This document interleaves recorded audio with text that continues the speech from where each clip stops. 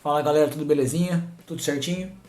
Bem-vindos a mais um vídeo da nossa série de limites e continuidade.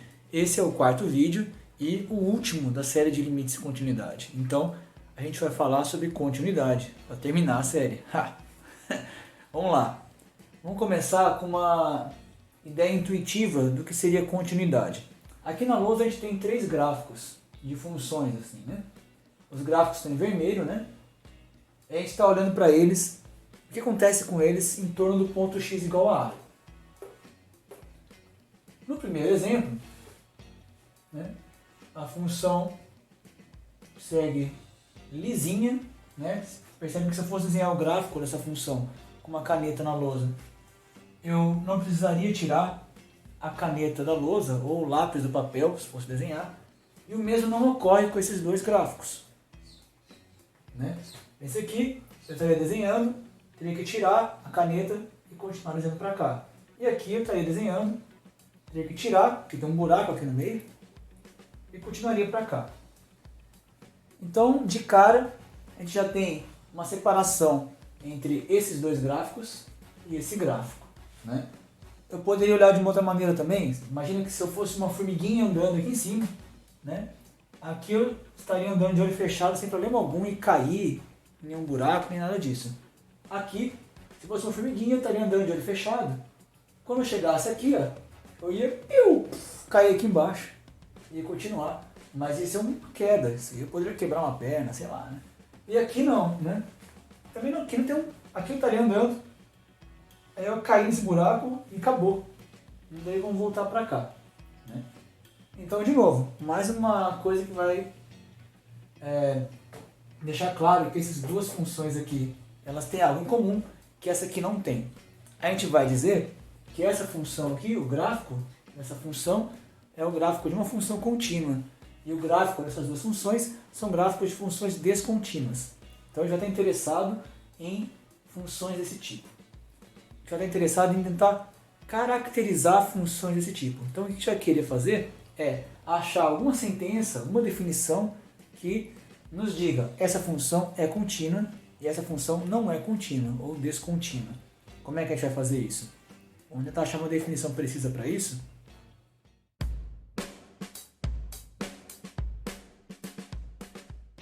Sejam f uma função e a um ponto de seu domínio. Dizemos que f é contínua em a se, dado epsilon maior que zero, existe um delta maior que zero, tal que, se módulo de x menos a é menor que delta, então módulo de f de x menos f de a é menor que epsilon. Então, se você lembrar da definição de limite quando x tende a a de uma função sendo igual a L, se você não lembra, dá uma olhadinha nesse vídeo, que é o vídeo onde a gente discute isso. Isso vai poder ajudar nesse caso de funções contínuas no ponto A, porque as definições são bem parecidas. Vamos discutir aqui as diferenças entre as duas definições. A principal diferença é que logo de início, na definição de continuidade no ponto A, a gente exige que o ponto A tem que ser um ponto do domínio da função f. O que isso quer dizer? Ora, quer dizer que tem que existir o valor f de a. Lembre que em limites, sempre frisava, não importa o que acontece quando x é igual a a, quando você calcula o limite de x tendendo a a. Não importa o x sendo igual a a. A função não precisava nem estar definida naquele ponto para o limite existir. Já na continuidade, o ponto tem que ser um ponto no domínio, ou seja, tem que existir f de a. Outra coisa diferente aqui é que o módulo de x menos a tem que ser menor que delta.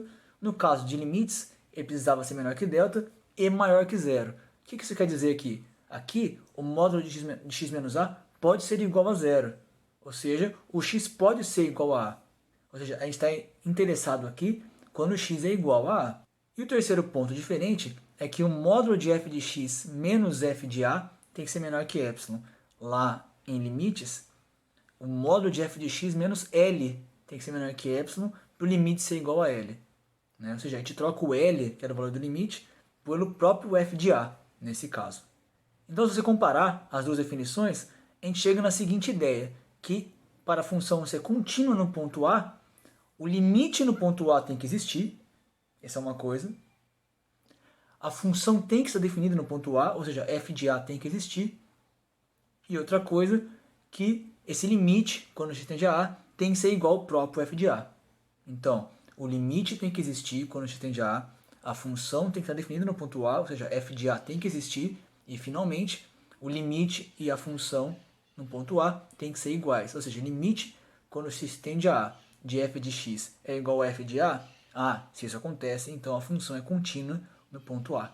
Vamos voltar agora lá para os 3 gráficos e verificar essa definição, ver se de fato ela me diz que o gráfico da primeira função era contínua e das outras duas não era contínua. Vamos lá. Vamos lembrar o que era. Né? A função é contínua no ponto A se o limite quando x tende a A existe, se a função está definida no ponto A, ou seja, f de A existe, esses dois camaradinhas têm que ser iguais. Então vamos verificar o que a gente já esperava, que esse gráfico era o gráfico de uma função contínua e o gráfico dessas duas funções aqui eram gráficos de funções descontínuas. Ou seja, a gente tem que ser capaz de verificar aquela definição para esse gráfico e de não verificar se aconteceu algum problema nesses dois casos. Vamos lá. Primeira coisa, o limite quando x tende a A tem que existir. Está bem claro que existe, né? Quando x tende a A por valores menores que A ou por valores maiores que A, né? Pegar um ponto aqui, por exemplo, ou um ponto aqui, por exemplo, a gente vê quanto mais eu me aproximo de x, de A, né? A função se aproxima de um dado valor, que é esse valor aqui. Ó. A gente, se fosse estudar limites, chamaria esse valor de L. Mas olha que coincidência. Esse valor aqui ó, é justamente a imagem do ponto A. Ou seja, aqui é o f de A.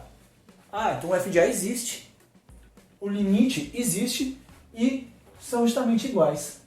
Né? Quando a gente tende a A se aproxima desse valor, que esse valor é o próprio f de A, então, beleza. Essa função aqui é contínua. Vamos olhar para esse gráfico aqui. O f de A existe, né? Tá aqui, ó. O f de A, olha só, não é esse ponto. O f de A é esse, né? Aqui está aberto e aqui está fechado. O gráfico da função acaba aqui e recomeça aqui embaixo.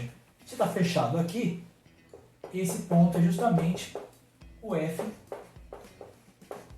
naquele ponto, f de A. Então f de A existe, mas os limites não existem. O limite não existe. Por quê? Quando eu tendo a A por valores maiores do que A, eu tendo ao próprio f de A.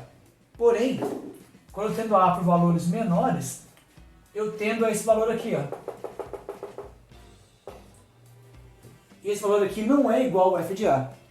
Então, limite por um lado é f de A, por outro lado é um outro valor, então os limites laterais existem, mas são diferentes, então o limite não existe. Então, nesse caso, o limite não existe, e embora a função esteja definida no ponto, né, ela não é contínua naquele ponto, porque o limite não existe. No terceiro caso, o limite existe, né? Quando eu tendo por valores maiores que A, eu tendo a esse ponto aqui, ó, que eu vou chamar de L, e quando eu tendo valores menores que A, eu também tendo pelo mesmo valor L. Então o limite dessa função, quando x tende a A, existe, e é justamente esse valor L. Só que não está definida a função em A, tem um buraco no lugar do A. E agora, camarada, o que acontece? Não existe f de A. Se não existe f de A, o limite existe, mas a função não é contínua naquele ponto. Né? Aqui então falhou, porque embora a função esteja definida nesse ponto, o limite não existe. E aqui é o contrário. Aqui falhou porque, embora o limite exista, a função não está definida no ponto. Então, de fato, essa sentença, essa definição, nos diz que essa função que a gente já chamava de contínua é contínua, e essas duas funções aqui não são, elas são descontínuas. Ficou bem clara a definição agora? Acho que ficou melhor para entender, né? Se você rever o vídeo sobre limites, você vai poder entender essa discussão talvez um pouco melhor, se você já não entendeu. Tá? Recomendo que reveja ali. Beleza? Vamos falar agora mais um pouquinho sobre a expansão do conceito de continuidade em um ponto. Então a gente pode expandir, como eu falei agora, essa definição de continuidade em um ponto para simplesmente continuidade. Ora, o que quer dizer isso? A gente definiu até agora que a função f era contínua num ponto A. Agora a gente pode dizer que a função f é contínua, simplesmente, né? Ela é contínua se ela é contínua em todos os pontos de seu domínio. Ora, o que significa isso? Significa que eu posso escolher qualquer ponto A, né, na reta x, e isso que a gente verificou agora para um ponto específico vai sempre ser verificado. Se isso sempre ser verificado, a função é contínua em todos os pontos. Ou, como a gente fala normalmente, a função é contínua. Se você lembra que a gente estudou no nosso último vídeo, limites e infinito, alguns limites eram infinitos. Ora, nesses pontos as funções não são contínuas, né? Bem claro, né? Por quê? Porque não existe f naquele ponto. Vamos agora bater um papo sobre um resultado bem interessante sobre funções contínuas, chamado de Teorema do Valor Intermediário. É um teorema bem importante, ele é até simples de entender e tem uma importância bem grande que eu acho que vale a pena de terminar o vídeo comentando sobre ele. Vamos lá? Suponha que f seja contínua em um intervalo fechado AB e seja n um número qualquer entre f de A e f de B, em que f de A e f de B são diferentes. Então, existe um número c no aberto AB, tal que f de c é igual a n. Vamos dar uma olhadinha então nesse teorema do valor intermediário, tentar entender o que ele quer dizer. Ele falava então que tem que tomar uma função f que seja contínua no intervalo fechado AB. Então, tem que ter um ponto A e um ponto B. E sei lá, vou botar aqui por exemplo o f de A. E ele aqui mais alto, por exemplo, né, o f de B. A função tem que ser contínua entre esses dois números, A e B.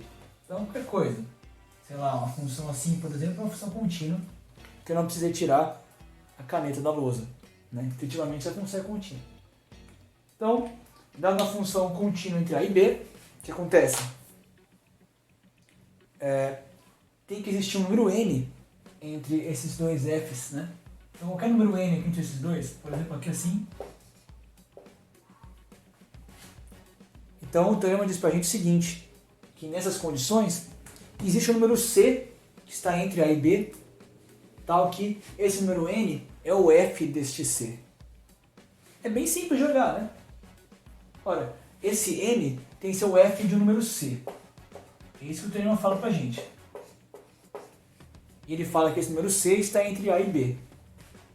E tá mesmo, né? Vou pegar ele descendo aqui, ó. Bateu aqui, por exemplo. Aqui, ó. O c está entre A e B. É isso que ele diz pra gente. E o mais legal é que o teorema não fala que este número c é único. Né? Ele não fala que existe um número c entre A e B. Pode existir mais números em que esse n seja o f de um número qualquer. Por exemplo, se eu continuar aqui, ó, achei um outro número, que eu vou chamar aqui de C1, que esse n é o f do C1 também. E mais um ainda. Mais um. Um C2, em que esse n também é o f do C2. Então, um 2 mais bonitinho aqui, né?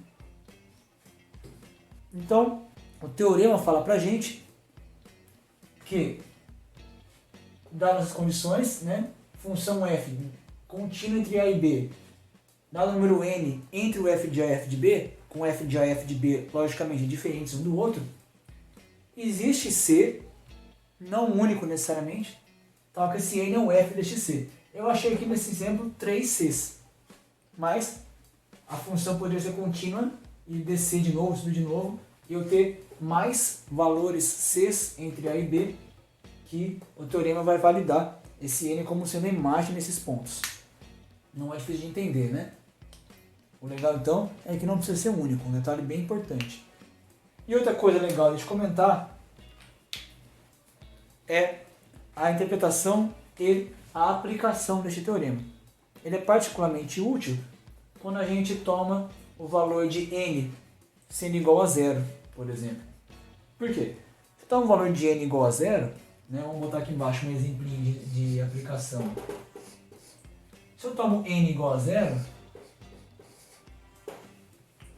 então o f de A e o f de B estão com um zero no meio. Ou seja, se o f de A for menor, por exemplo, o f de A é menor que o zero, o f de B é maior que o zero. Ah, então quer dizer que o f de B é negativo, o f de B é positivo.